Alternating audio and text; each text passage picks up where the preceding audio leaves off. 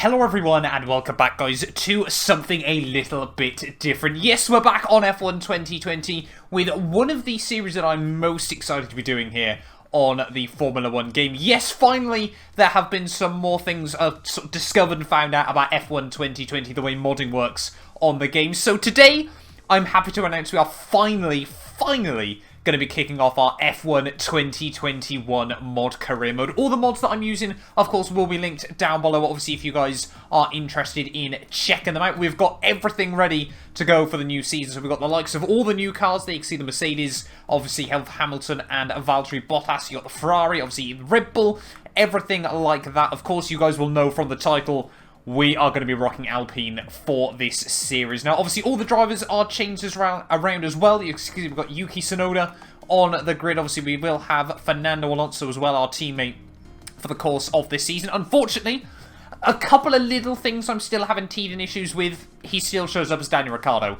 in some of the graphics, which is, I know, a little bit annoying, but again, it's not the biggest thing at the end of the day. Then we've got Sebastian Vettel over at Aston Martin as well there, and you can see we have got the two new drivers of Nikita Mazepin and Mick Schumacher as well down at Haas. But yeah, all the new liveries ready to go then for the start of the season, and yeah, we're going to be jumping in with my favourite looking car of F1 2021. Obviously, I announced this in the F1 tier list. I think the Alpine looks absolutely brilliant for the course of this season. And yeah, like I said, we will be teaming up with Fernando Alonso for this one, so we are going to be taking Esteban Ocon's seat in the world of Formula 1. But of course, this season is going to try and follow as close as possible to the real-life F1 calendar. So of course, we do miss out a few tracks at the start of the year. Obviously, we head straight from Bahrain to Spain, then of course over to Monaco. A lot of it does follow fairly similarly to the real world of Formula 1. Obviously, no Canadian Grand Prix anymore, unfortunately. So obviously, we head straight back to France. Obviously, we don't have that quick jump across the pond, obviously, over to the Canadian Grand Prix. A bit gutted with that, I'll be honest. Of course, then, between the Belgian and the Italian Grand Prix, normally my two favourite races in a row of the season, we have now got the Netherlands, the Dutch Grand Prix, in between those two there in the latter half of the season. But there we go, then we have got 19 tracks still on the Formula 1 calendar. Obviously, a couple of small tweaks and changes to the real world of Formula 1 this year. But obviously, a lot of the races sort of in the European phase are pretty similar. Then actually after Italy, we head over to Russia, back to Singapore, then of course Japan, USA, Mexico, Brazil. Then of course Australia towards the end of the year. Rather looking forward to that Grand Prix down the line. And then of course still finishing off the season with Abu Dhabi as well. And yeah, very excited to get this series underway. Obviously, one-shot qualifying, 25% races as well. We're going to run 102 on the AI to begin with, but I'm sure obviously we'll up that as the season goes on. Obviously, just depending on getting used to the game on PC, in all honesty, as well. Of course, all rules and flags, everything like that is on as normal. Everything in that sense, no assists whatsoever. You know, we're not about that life. Then, of course, dynamic weather as well. All sort of fairly standard stuff for our career modes. But yeah, let's dive in then here for round one of the season, the 2021 mod career mode with Alpine, ready for the Bahrain Grand Prix.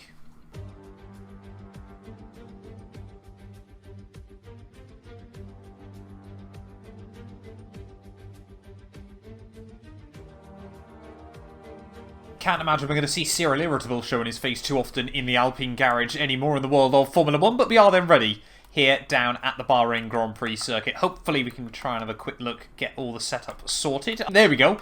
We are slowly getting there, slowly but surely. In terms of wings, I'm not really too sure how the Alpine's going to handle here, I'll be honest with you guys. So we are going to make a few little setup tweaks and see what works and what doesn't. The first couple of races are probably going to be a bit testing and teething, seeing what the car is really like. We'll go like that, we'll go like that. Fairly low ride height, don't really need too much of that. We'll go like that, I think. 7.7 on that. Brake pressure, obviously, we're going to bring down quite a bit as well. 88 and then 50 for me is normally my go-to on the game. And then really low tyre pressures as well. I generally just prefer to drive with. Not so great for the tyre wear, but obviously 25% races, it's not too bad. Let's dive out then. Ready for our first lap of the season in the all-new Alpine car then. Very excited to jump into this. Obviously, like I said, driving as Esteban Ocon. Didn't have the best qualifying session of his career here in the real-life weekend, obviously a couple of weeks ago, but down in towards turn 1. Not too bad a line through there. I'm loving that. There's my DRS button. I can't find it in the end as we head towards the top of the hill. I'm sure I'm going to do that a couple of times over the course of the year. It's just so different, the buttons between PC and Xbox as well there as we dive down the hill. So far, not been a bad lap though. As we head down through the hairpin, though, a little bit of a lock up there as we just try to get the front end of the Alpine turned in. Back up the hill, up the other side, in towards sector, well, back straightaway of sector 2. Trying to get the power down once again there. We have done not too bad a job so far, still stuck just outside the top 10. Obviously we should be a fairly solid midfield runner over the course of the year. I'm incredibly intrigued to see where Alonso is going to be able to put it on the grid as we make up a couple more spots as we head back up the hill in towards sector 3. Can we get the nose turned in? Just about running wide there. That's a little bit ragged on the exit. We do actually get a warning for that as Verstappen still looking comfortable at the front of the field. Down in towards the final corner of the lap. Where are we going to be able to put the car on the grid for the first race of the year? It just looks like it's going to be inside the top 10. It is going to be P9 by the looks of it for the Bahrain Grand Prix. Rather happy with that, I'll be honest. We'll take that very, very happily indeed. If we can get good points on the board this weekend, I will be a happy man. Well, there we go. Fernando Alonso has certainly lost nothing on his return to Formula 1 there. Actually able to get ahead of Sergio Perez in the Red Bull car. They see Alpine, though, we're right in the mix as the top of the front runners there. Ferrari had a good job up in P4 and P5 as well there. But yeah, Fernando in at 6th place, myself down in 9th place there. You can see just ahead of our fellow Frenchman Pierre Gasly there at the end of qualifying. Stroll just able to get ahead of us there. Then you got Lando Norris and Daniel Ricciardo 11th and 12th there. Tsunoda up in 13th. Good job by him on his debut ahead of Seb Russell up in 15th place there as well. You can see Raikkonen, Schumacher, Mazepin, Latifi and Giovinazzi rounding out your grid order there. But yeah, let's dive in then here to the Bahrain Grand Prix. So here we are then, the final moments before the start of the new F1 2021 season. And after a decent qualifying for both of the Alpine cars, we head back to the iconic Sakir circuit. Really a modern classic, I'd argue, in the world of Formula 1. Obviously 3 DRS zones around this track make overtaking fairly easy, but also does create some brilliant racing as well, obviously with the big braking zones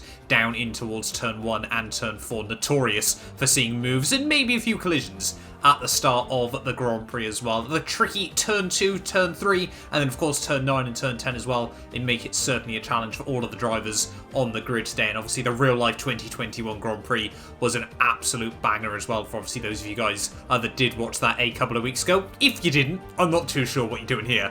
I won't be honest with you guys as well. But yeah, it is Max Verstappen on pole though, just like we saw in real life. But unlike real life, Valtteri Bottas is the man that joins him on the front row. But I'm sure a lot of questions will be answered over the course of today. The race pace of our car does seem to be a little bit better than the qualifying trim, so we'll wait and see if we can try and move our way up the order as well. But trying to keep it clean is going to be critical there. Like I said though, Max Verstappen on the pole ahead of Valtteri Bottas in P2. Hamilton is 3rd place on the grid there ahead of Carlos Sainz in P4 in his debut for Ferrari, just ahead of his teammate Charles Leclerc. Alonso in 6th, Sergio Perez 7th, ahead of Stroll, Ocon and Pierre Gasly rounding out your top 10. Lando and Daniel Ricciardo 11th and 12th ahead of Tsunoda on his debut. Sebastian Vettel, Russell, Raikkonen, Schumacher and Mazepin, and then Latifi and Giovinazzi rounding out your starters there. 3 rookies on the grid, and of course Fernando Alonso making a return. This one is going to be a banger.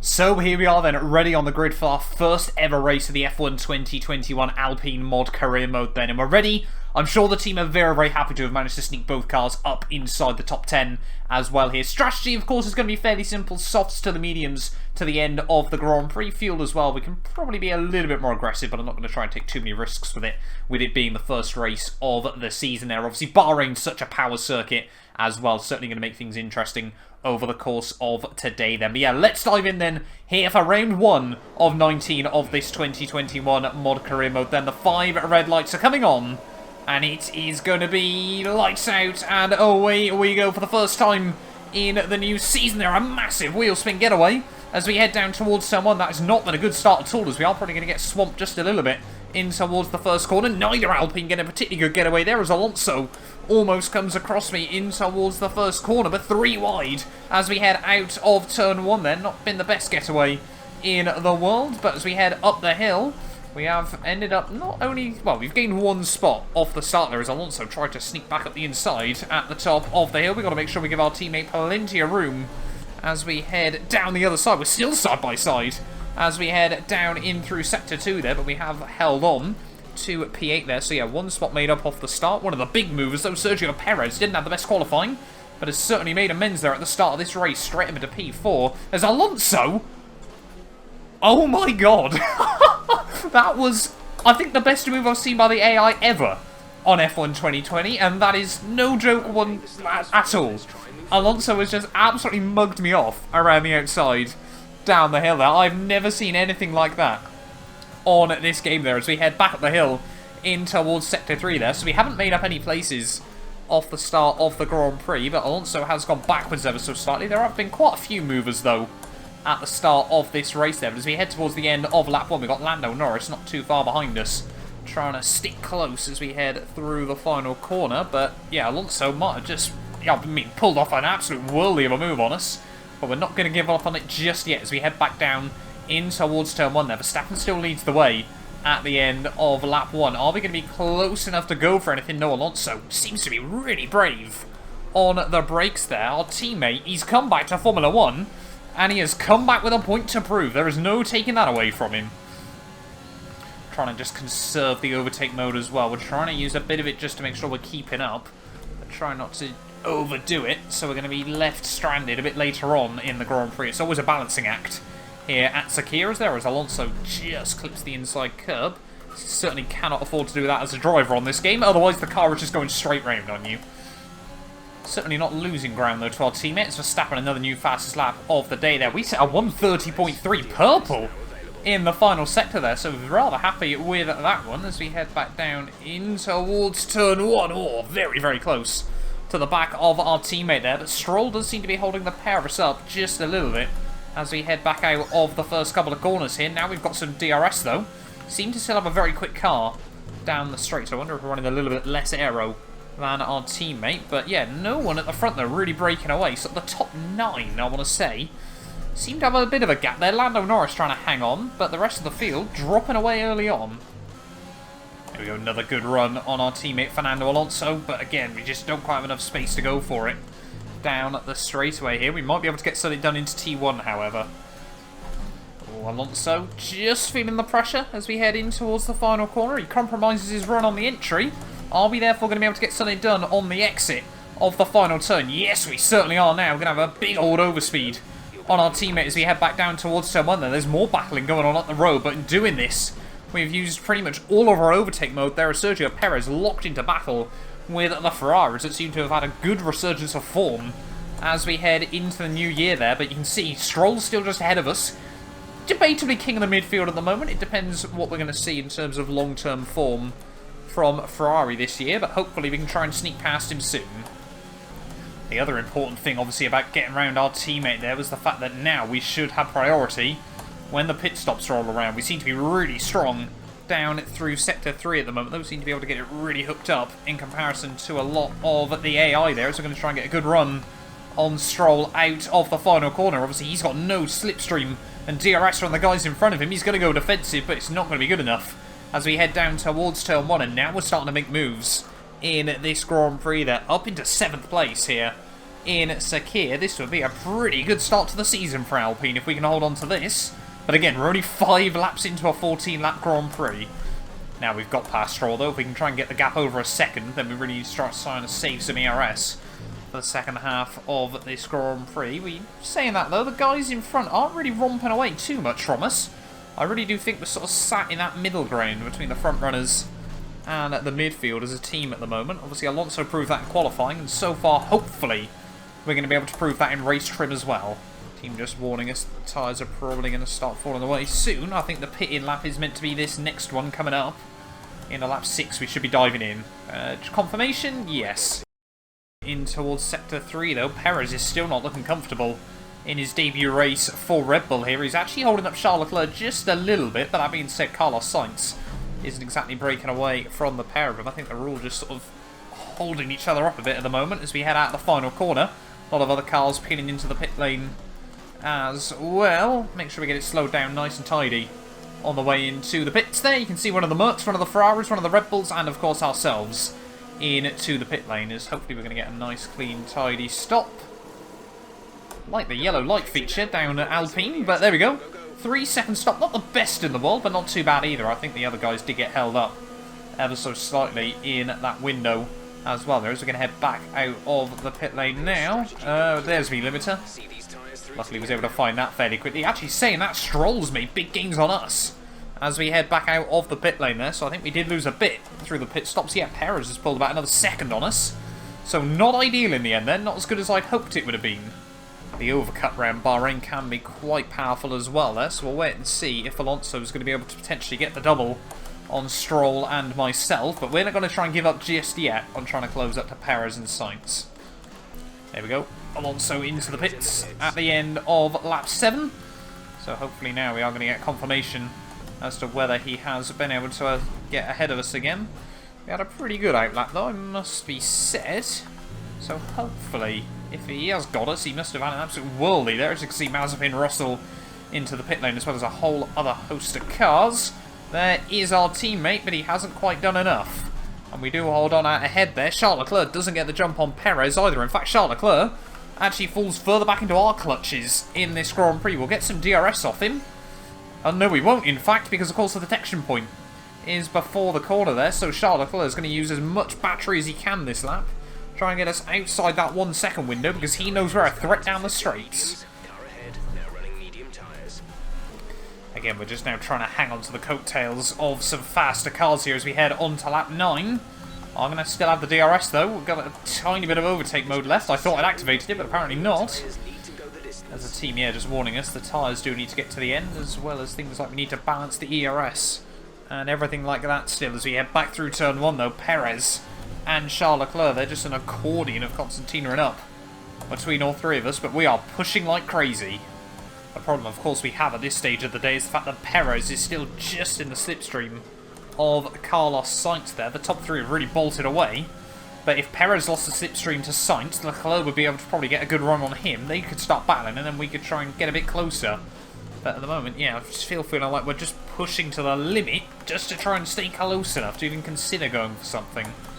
That being said, Charles Leclerc has got a good run on Perez down in towards turn 1. Again, can't quite make anything work though, so they both just sit on the apex. We might try and get a good run on Charles Leclerc on the exit, but the AI, that Ferrari, really strong out of turn 2 there. They got a lot more rear end stability than they did last year. See, when we don't use the overtake, you just see how quickly that Ferrari gets away from us out of the final corner there. They might have lost some power last year, but they certainly have regained it all, and maybe just a bit more in 2021 there. Again though, Charles Leclerc so slow through turn 1. I'm trying to save as much overtake as possible here. What I'm thinking about trying to do is going for one big attack right at the end of the Grand Prix and sort of lap 13, trying to get past, see if we can get past any of these cars, because at the moment they're still using their overtake and things like that to battle each other. Oh, that was a big moment. That's not what we needed at this stage of the day. There, a big kick of oversteer over the curbing out of Sector 1 there. As you can see, heading down the hill, it's dropped us back ever so slightly. But Perez, I'd noticed, had dropped out of the slipstream, or the DRS even, I should say, of the car in front of him there, of Carlos Sainz. And I think, yes, he has. So Perez, this is where potentially this could fall back into Charles Leclerc in his favour, because Perez now, without any tow, is surely going to be vulnerable down towards T1. We've done a good job saving the ERS. We've got plenty of fuel still in the tank as well. Now is the time we attack.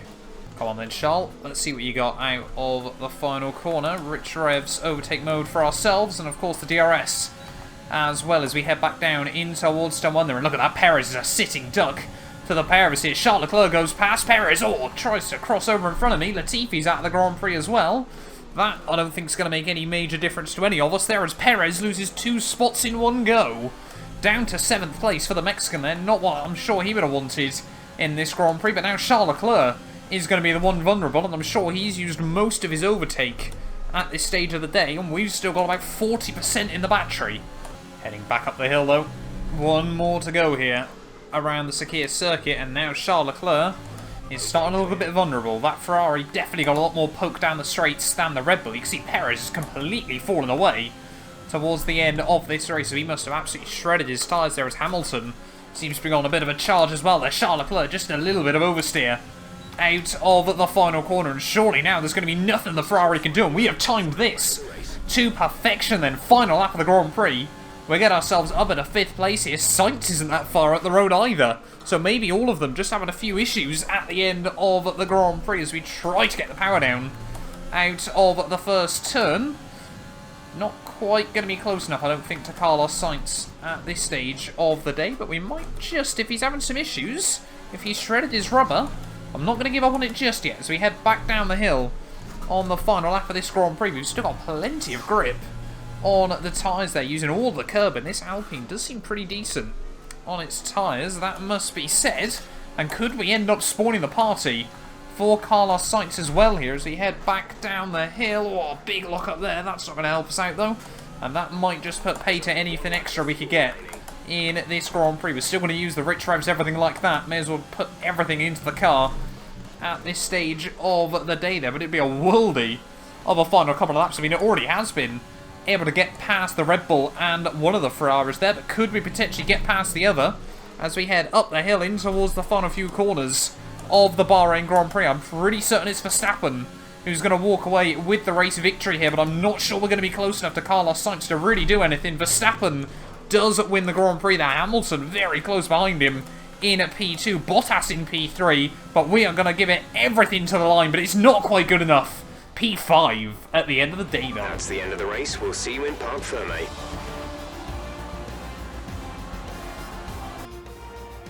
Smiling faces on the pit wall after a superb win here at Capure, and rightly so. What a brilliant effort from the whole team.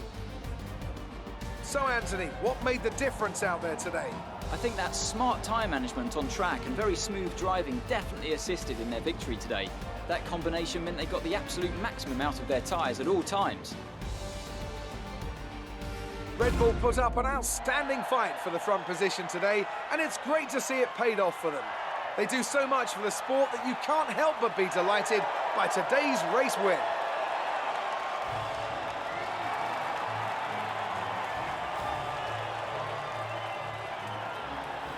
Well, there we are then, guys. Just half a second at the end between Max Verstappen and Lewis Hamilton. Somehow, even closer than the real-life Bahrain Grand Prix between those two. But I'm sure Max sees that as a bit of a redemption after the real-life Grand Prix there. P1 at the end of the day. Pole position, didn't quite get the fastest lap, but yeah, race victory, the full 25 points there. Hamilton, 19 points, obviously, with that fastest lap bonus just ahead of Valtteri Bottas, who, yeah, kind of found himself in no man's land throughout a lot of the Grand Prix there. Sainz in 4th, just a quarter of a second ahead of ourselves. Giving it one more lap, we might have been able to get past him as well there. But yeah, I mean, we timed that to perfection. We used the strategy, played the long game, and it really worked out well there ahead of Charles Leclerc and Perez in 6th and 7th respectively there. Fernando, though, did get past Lance Stroll at the end of the day. That's a good double points haul for Alpine at the end of the first weekend there ahead of Lando Norris, with Ricciardo just missing out on points ahead of Sebastian Vettel. Then you got the two Alpha Tauris, the Haas of Mick Schumacher there did a very good job to finish P15 ahead of Gio, Russell, Mazepin, Raikkonen,